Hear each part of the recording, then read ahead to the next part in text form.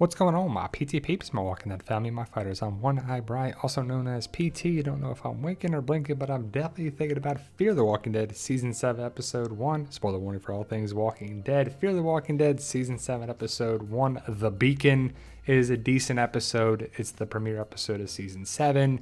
We only get to see Strand, a new character, and basically Strand's people. Other than that, we don't see Morgan, anybody else there. But before we get to it, guys, hit that subscribe button, like, share, subscribe if you love the Walking Dead universe. That includes Fear the Walking Dead, obviously. Support the PT channel any way that you can. Now, Strand is the focal point. You see this right here. They're still doing the changing intro with the character that they're highlighting. It has to be Strand because he's the only character that we see in this episode of the main cast, that is. But we meet this guy right here. Who is this guy? Well, for the first 10 minutes or so, you see this guy, and it turns out to be Will. He's connected with Alicia. He was in the bunker. Pretty cool stuff. But the fact that he's dead at the end of the episode is like, what do we just watch? And I'm going to highlight a Red connection you may have missed. You know how I feel about Red in the Walking Dead universe. Well, we see a walker going after a rat. There's a possum there, and the walker is crawling away, and then he's killed by Will. And it's a pretty cool dystopian universe. Kind of looks like Mars. It's orange, it's red, it's, you know, uninhabitable in certain locations. You can see that there's a fire and the green smoke, and the water's contaminated, and the walkers are contaminated, and you have to walk around in, you know, these hazmat breathing suits. You just can't breathe the air in certain spots.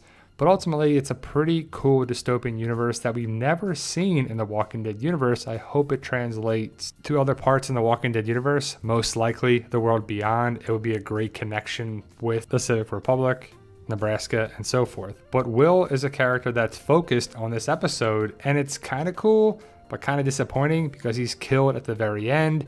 If you see inside his van, you'll notice a red color. We'll highlight it in a little bit. But how did he survive all this? Well, he had the book about nuclear events, so he read up on it and he was safe. But it's pretty interesting that we get to see how uninhabitable this area is, even though the horses should be dying, I'm guessing, because you don't have gas masks and hazmat suits on the horses. They're breathing in everything. But maybe it's a plot hole, maybe it's a mistake, maybe it's just the way it is. Maybe the horses can breathe in all the toxins from the nuclear blasts. I doubt it, but you never know. Either way, we see Will trying to look for something. I'm guessing he's trying to find Alicia. More importantly, he's trying to find Strand or some sort of connecting point here. He's living in a van. You see the red coloring inside the van down by the river, well, underneath the highway. And the walkers here are skinned. And Will calls a group Stalkers. So we see a group that we'll meet in a little bit going after Will and Strand, which is not Strand's group. So Strand already has enemies, which is great. But Will is captured, decontaminated, hosed down, brushed down, and then he tries to get away. He locks the gate, and this is inside the compound that we saw at the end of Season 6 with Strand.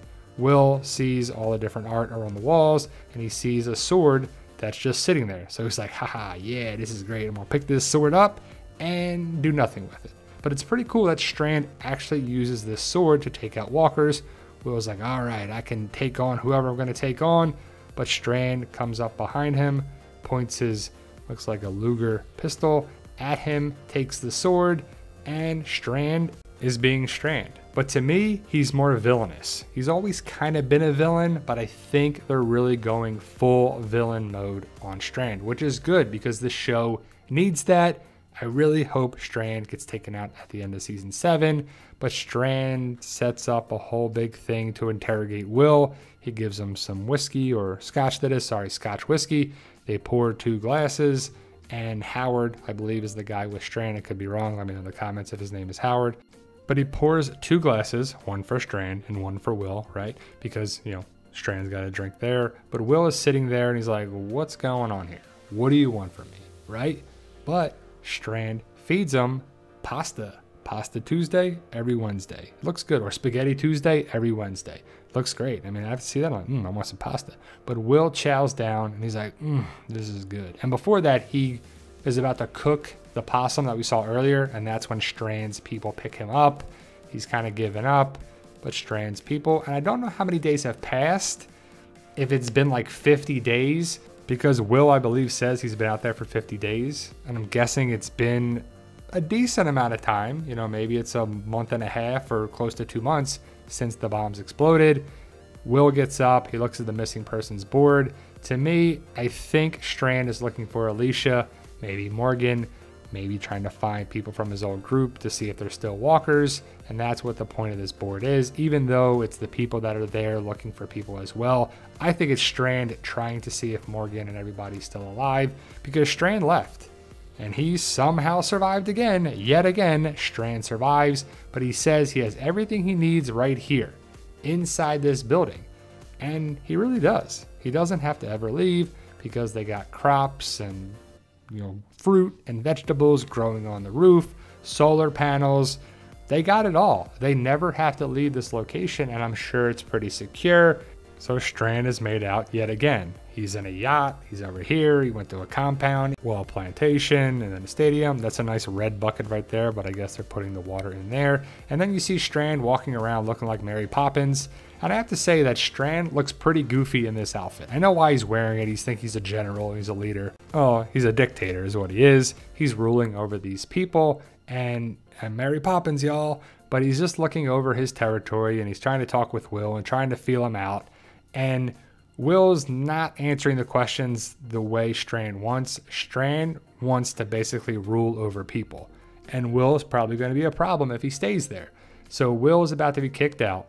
And Strand looks over. Well, the blast happened over there, and it was pretty far away. And then the weather patterns blew away the fallout. So he's pretty good and safe. Yet again, he lucked out. He's given a plate of strawberries, red strawberries, right? So ultimately, Strand is the kingpin. He's the leader. He's ruling things here. And then he's like, all right, Will, you can go, get out of here.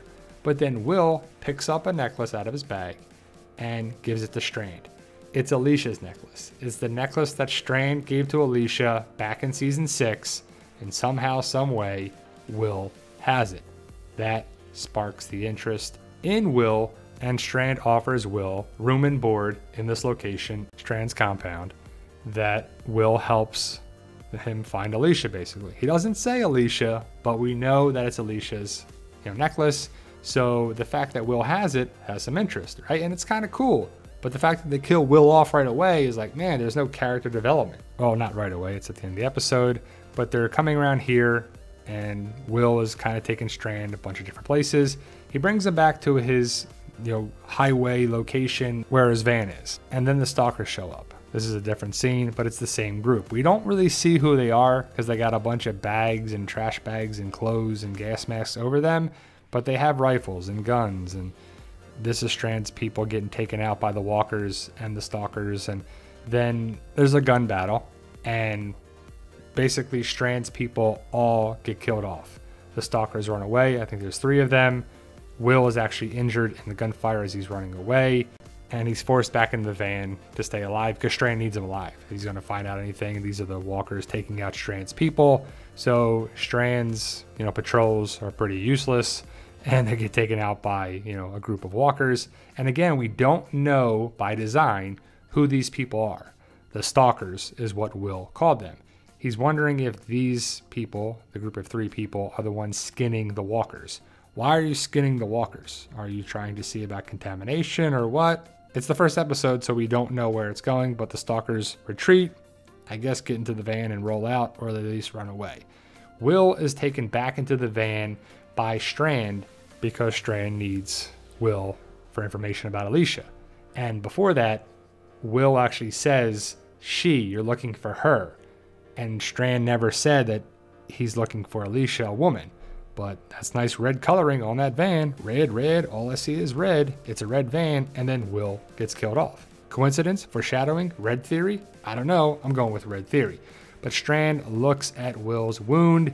He actually tortures him by sticking his finger in there on his wound and twisting it and causing pain to Will, so he cooperates. And he doesn't, so Strand leaves. He jumps out the van, gets on his horse, and rides out. And the walkers are coming towards Will's van. Will closes the van and he hides there too. See, look at the red right there. It's so obvious where it's here. So again, red, all I see is red. The red theory strikes again. Will closes the doors, in the nick of time, and the walkers are there outside the van. Then we go to Strand going to the lighthouse. It's a point that's right near the Franklin Hotel. How do we know that? Because Strand finds a map. Will goes to the lighthouse earlier in the episode, doesn't really find anything. But for some reason, Strand comes here, not sure by design, can't really understand if Will told him about it or not. But Strand sees the light, and he also finds a map. So in the lighthouse, you see it right here, you see it at the bottom of the map, and then all you do is you pan up, and Franklin Hotel. That's where the bunker was that Alicia was put in by Teddy. So coincidence, right? But Strand finds the map. He's about to leave to go to the Franklin Hotel. And as he's about to go out, Will comes around and points his gun at Strand, and they have a conversation. They talk about different things, and Will, Strand, not much happens here besides Will lets his guard down, then they fight, they wrestle for the gun. Will gets it, and then the walkers are coming around the lighthouse for some reason. Will turns on the beacon, the lighthouse light, and Strand kills a bunch of walkers with a cavalry sword and his hatchet or axe, and it's awesome. It's pretty cool scenes where they're taking out a bunch of walkers, and I really don't know how the walkers are still around, but either way, there's a bunch of different walkers. It's a pretty cool fight scene, action sequence with Strand, walkers, and Will. So Strand is taking out the walkers because the light is there for a little bit, and then the diesel fuel runs out and the light goes out. But as Strand is about to be bit by a walker, he's saved by Will yet again. Great luck. And Will, for some reason, saves Strand. It's gonna bite Will in the butt later on because Strand kills Will, but Will shoots the walker as he's laying there, and Strand is saved yet again. When in doubt, save Strand for the story on Fear the Walking Dead. And I get it, you have to have a character like Strand for the story, but I really hope Strand dies this season. It should happen by Morgan or by Alicia would be great. Maybe even Madison. Is Madison come around? There's no hint of that. But Will and Strand get on a horse, and again, right here, they have hazmat suits on, breathing apparatus or apparati, and the horse does not. How does the horse not die? The horse is breathing in all the fumes, the toxic fallout, and he's still alive. But either way, they go to the bunker, they go in there, and they're looking for Alicia or really anybody, and there's nobody there. But also, the walkers around the lighthouse are people from the bunker that Will knew. Will knew the people in the bunker because he was there. No one is here in the bunker, but something had to happen for the people to leave. It doesn't make sense because Will said they could live in the bunker for years. Why did they leave? What happened? But then they come to this location, and it looks to be some other office that's probably where the bunker was too, or in a different part where the bunker is. But either way, Will and Strand come here, and as they walk, there's a clock right between them. And I don't know if there's significance for 1:16, but that's the time on the clock. I don't know. But either way, they walk towards the mural that's on the wall. Alicia must have painted it because it's a mural of Alicia or someone who likes to paint. We see another tree, like the tree that was down in the other bunker from season 6. Then we see a podium with something taped on the podium. It is a note for Will. So magically, Alicia, I'm guessing, wrote this note to Will, and Will is there to read it. So as Will opens the note, there's one word on it, and it's Padre. I don't know what this is all about. It's not explained. Will only says that it's something that he couldn't do. He couldn't do something that he was supposed to do, but we just don't get, there's no further explanation about Padre that I didn't get out of it. If you did, let me know in the comments below. And then we see 4 walkers pulling the lighthouse light back to Strand's compound. Pretty smart idea. So they're bringing back this light from the lighthouse, and it's still intact, even from a nuclear explosion, but they build this, I guess, lighthouse setup apparatus with some welding, and Strand's got some people that can weld. Don't know how many hours went by, but they have a beacon now of light. Hence the beacon is the name of the title, I believe. So they turn the light on, and for some reason, Strand thinks it's a good idea to have this light to shine around. So it's dark, and then the light comes on, and there's a walker that is, shuffling around. And how can this walker be attracted by the light? Does it even have eyeballs anymore? I mean, it's half melted, but then it turns around and goes back to the light. I don't think the beacon is making noise. It's just light. So again, walkers do crazy things here, and it's attracted to the light evidently because all the walkers, well, a lot of walkers are coming towards the compound. That's all the way to the top. You see all the crops and all the stuff that they have here, but Strand looks out and he sees a bunch of walkers. And Will, Howard, and Strand talk on the roof. Strand and Will talk about Alicia and is the beacon of light going to attract people, walkers, keep people away, because it's going to attract walkers to come towards Strand's compound. So maybe that's good for security around there, but will it also attract people? Or will it basically tell people to not come this way? It's a warning, right? But you see Strand looking at Will the entire time, and you kind of feel like, yeah, this guy's not going to make it. Strand's talking about he let his guard down and he should have never left this place. And he went against his instincts. He talks about instincts. So then he grabs Will and he tosses him over the side, because Will's talking about it only works if you have the right people around you and if you work together. Basically like Morgan was trying to do last season, but Will was thrown off the rooftop. He falls down and then he becomes a walker. So we're basically seeing Strand become more and more evil, become a dictator. And I have to say, this outfit he's rocking here looks kind of cheesy. It looks like one of those old time waiters, and he's got like a paper hat on, working like in a fast food joint or something. But that's Will on the road, and Strand's like, yep, he gone, he dead. And then Howard walks over and he's like fine with it. Howard's like, yep, all right, cool. So Howard's just okay with Strand being the way he is and killing this guy. And that's basically how the episode ends. Strand talks about what's he going to do going forward, and then Will is being chomped on by this female walker, and then he reanimates and becomes a walker himself, which is pretty gruesome and gross, even though I think he would have a huge contusion and he probably wouldn't be alive if he landed on his face like that. But either way, that's the episode. It focuses on Strand. Next week we'll see Grace, Morgan, baby Morgan, and yeah, that's it. And I guess Rufus, the dog, and I think they're in the submarine and they have to look for food and find food because they probably were in the submarine for so many days and the baby wants food and the baby's crying. So we'll have to see how it goes down. But overall, it's a decent start. It's not the best episode as it just focuses on Strand, but it did set the tone for showing and highlighting Strand as a villain. Let me know your thoughts. Post your comments below. Stay safe. And as always, tell them Daryl. Yeah, we love